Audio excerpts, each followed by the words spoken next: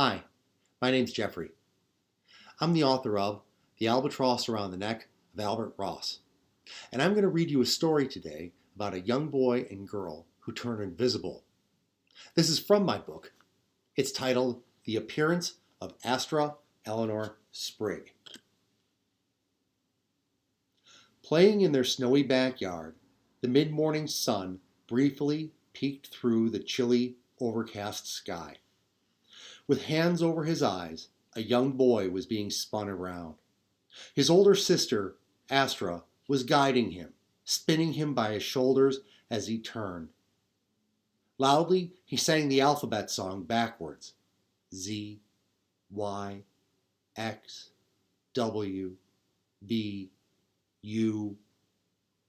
The spinning and singing almost exhausted the boy.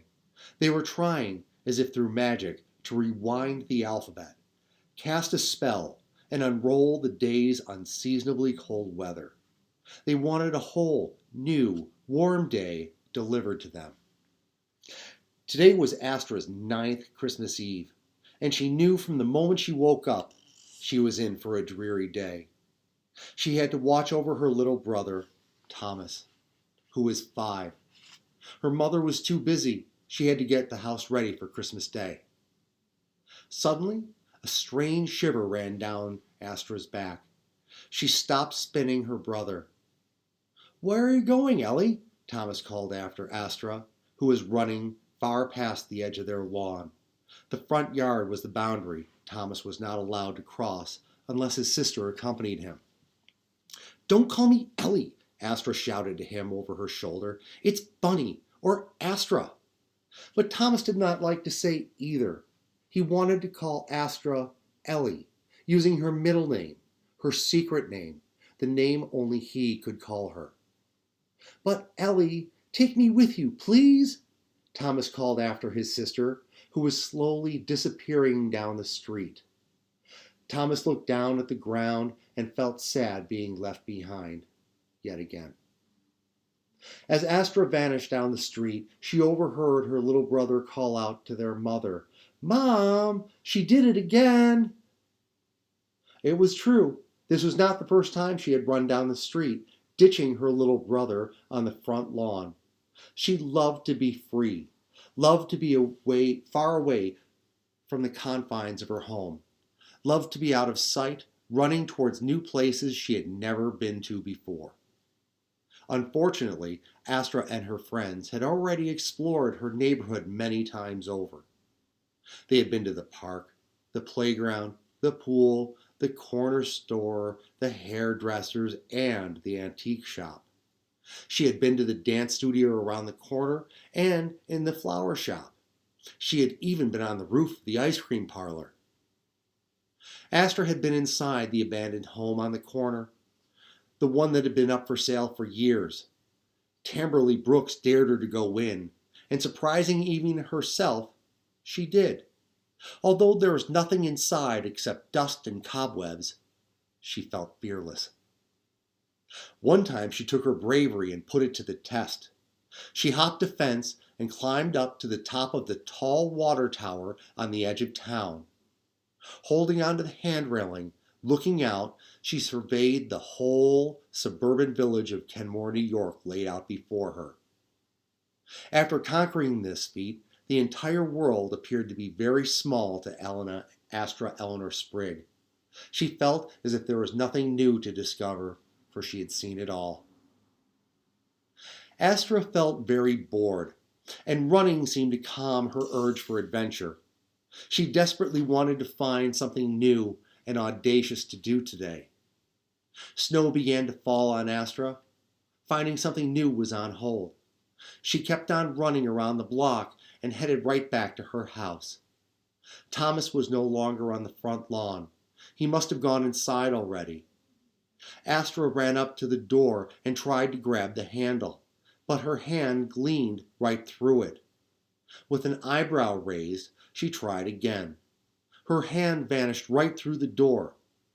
"Well, this is new," she whispered to no one. "Ellie, Ellie!" Thomas cried out to Astra, who turned with a glare. "Ellie, can you see me?" Astra nodded and said, "Duh." "Good," Thomas said in relief. "Mom is playing a game with me. She's pretending she can't see me or hear me, almost like I'm invisible." "She's probably ignoring you, just like I do," Astra said to him with a slight smile. "I don't think so," Thomas said. "She was cooking away in the kitchen, and when I screamed out to her, nothing, no response at all. I even jumped up and down right in front of her." "That's weird," Astra said, with a puzzled look on her face. Just then, the front door opened up with a whoosh, startling Astra and Thomas. Their mother was standing right in front of them, just behind the screen door, hands on hips, shaking her head. Now, where did they get to? "Hi, Mom," Astra said, with a slight wave, but their mother did not hear her, and apparently she did not see them either. She shut the door. Astra's cell phone rang. "It's Mom," she said to Thomas. "Hello? Hi, Mom. What's up?" Luckily, their mother could hear Astra over the phone. "We're out playing," Astra said to her mother. "Why, should we come home?" "I didn't think you would mind." "Okay, next time I will. I promise. I love you too." Astra hung up and was silent for a long moment. "She didn't see us, did she?" Thomas asked bleakly. Astra shook her head. "No." "Why didn't she see us? What happened, Ellie?" Thomas asked. "Are we invisible?" "Well, I don't know, do I?" Astra shrugged. "Come with me." Astra grabbed Thomas's arm and pulled him into their house. They slid like vapor right through the doorway and apparated through every wall, object, or barrier they came across. It was as if they were ghosts, but clearly they were not ghosts. They were very much alive. Thomas grabbed Astra's hand and walked through their home. Astra tested their situation by trying to knock over a lamp. It did not move. She tried to tip over her mother's favorite teapot, but her hand could not disturb it. She even tried to pull down their Christmas tree, but she could not grab it. Thomas spied their mother in the next room, threading a needle, getting ready to sew a holly decoration onto a napkin. Although he was still very frightened, he wanted to play too, so he screamed in his outdoor voice. Typically, this would bring his mother out in a fit of rage, but now nothing happened. "Ellie, this is weird," Thomas said. "What's going on?" "I don't know. This appears to be some kind of magic," Astra said, biting her lip. "Something must have happened when I was spinning you around." "That only happens in movies." "I know, but something is going on," Astra said. "What were we doing?"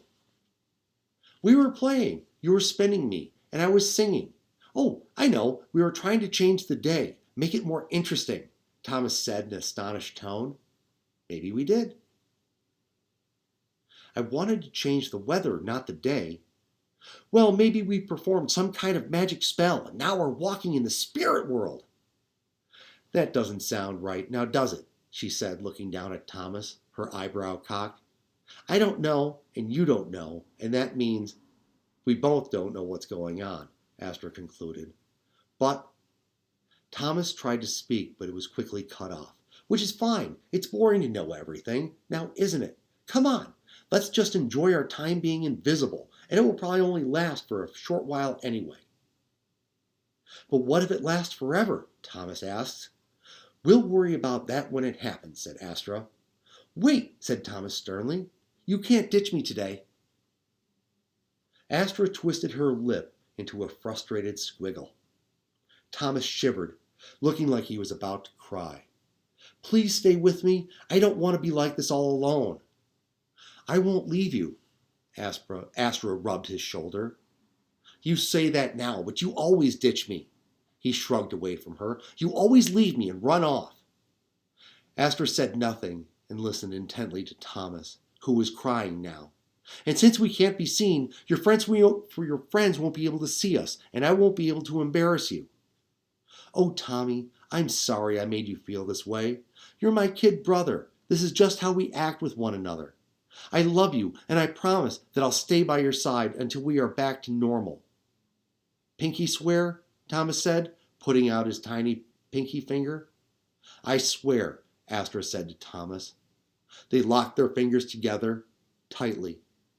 Then she pulled him close in a tight hug and whispered into his ear, "Besides, this might be the best fun we have ever had together. It'll be awesome." So out they set, resolutely invisible, to do the impossible. And nobody saw Astra and Thomas go out into the world together as brother and sister.